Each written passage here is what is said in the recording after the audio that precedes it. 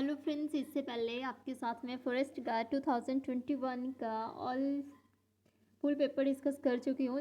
अभी ये last section होगा हमारा, जिसमें हमारे पास सिर्फ साइंस से रिलेटेड क्वेश्चंस होंगे।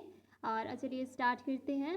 आप अपने मार्क्स देखिए कितने आते हैं और मुझे कमेंट सेक्शन में बताएं कि आपका कितना स्कोर बन रहा है।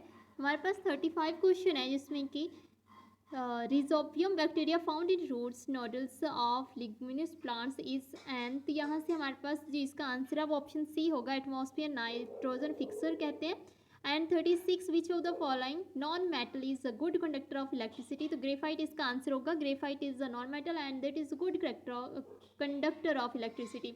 नेक्स्ट है, in which of the following categories atom apples is more prominent. तो यहाँ पर इसका आंसर ये होगा voice of any age. And next question है हमारे पास 38, ड्राई आइस को लिए केमिकल नेम क्या होता है। तो ये होता है solid CO2, solid CO2, solid carbon dioxide, option C. Next है, name the pandemic which has affected people all over the world during 2020 and 21। तो ये था, आपको सभी को पता है, कोविड-19 इसका आंसर होगा सी। आगे है क्वेश्चन नंबर 40, जिसमें पूछा गया है आपके पास के which of the following acid is present in the gastric juice of human body. तो ये होगा HCl, that is hydrogen chloride, option C, जिसको हाइड्रोक्लोरिक एसिड भी कहते हैं। नेक्स्ट है 41, जिसमें है कुछ जीव वायु प्रदूषक के विभिन्न स्तरों के प्रति संवेदनशील होते हैं, इन्हें प्रदूषक सूचक के रूप में प्रयोग किया जाता है। निम्नलिखित में से कौन सा इस श्रेणी में आता है। तो लाइकिन इसका आंसर होगा ऑप्शन डी। नेक्स्ट है 42 की निम्नलिखित कौन सा धातु हवा और पानी के साथ उच्च रिएक्टिव होता है।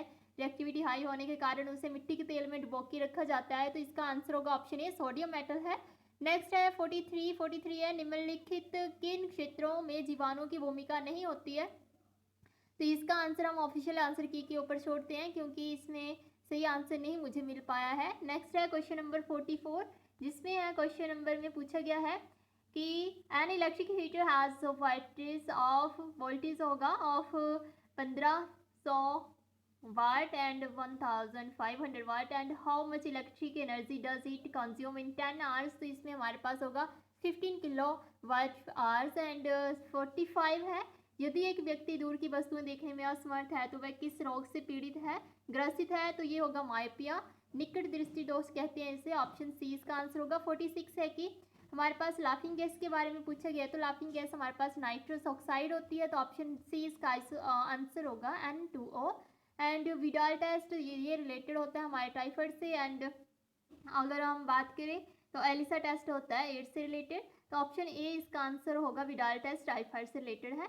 और on what principle does stethoscope work. तो आपको पता है इसमें हमारे पास ऑप्शन बी होगा, रिफ्लेक्शन ऑफ साउंड के सिद्धांत पर स्टेथोस्कोप वर्क करता है। आगे है 49 में है कि प्रकाश का कौन सा रंग कांच के प्रिज्म से गुजरने पर सबसे कम विचलित होता है। तो हमारे पास इसमें रेड कलर होगा, विबग्योर के अकॉर्डिंग देख सकते हैं। तो ये रेड कलर होता है, जब लाइट पास होती है तो ये बिल्कुल थोड़ा सा बेंड होता है और ये मैक्सिमम बेंड होता है, वायलेट कलर। एंड 50 है, विच of the following is included an ecosystem. तो इकोसिस्टम में हमारे पास दोनों ही आते हैं, लिविंग एंड नॉन लिविंग। तो ऑप्शन डी इसका आंसर होगा, both living organism and the non living organism. आगे हमारे पास यहाँ से क्वेश्चंस है, मैथ्स के क्वेश्चंस हैं आगे, और देख लेते हैं। अभी ये एक क्वेश्चन यहाँ से है, जो आपके साइंस से रिलेटेड है कि जब कोई रोग वाहक सूक्ष्म जीव हमारे शरीर में प्रवेश करता है तो हमारा शरीर आक्रमणकारी से लड़ने के लिए क्या उत्पन्न करता है। तो आप सभी को पता होना चाहिए, कोविड-19 के लिए एंटीबॉडीज बनाई गई हैं, वैक्सीन आपके लिए। एंटीबॉडीज का आंसर होगा ऑप्शन डी।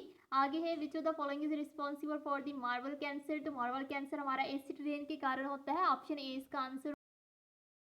हमारे पास यहाँ से क्वेश्चन नंबर 33 है, जिसमें पूछा गया है कि lightning conductor is a device used to protect. Option A होगा, shielding from the effect of the lightning. And in human body the blood glucose level is controlled by dash hormone. तो insulin होगा, option B answer. तो ये था all about the HP forest guard exam, जो कि आज ही आपका conduct करवाया गया है 7/11/2021 को।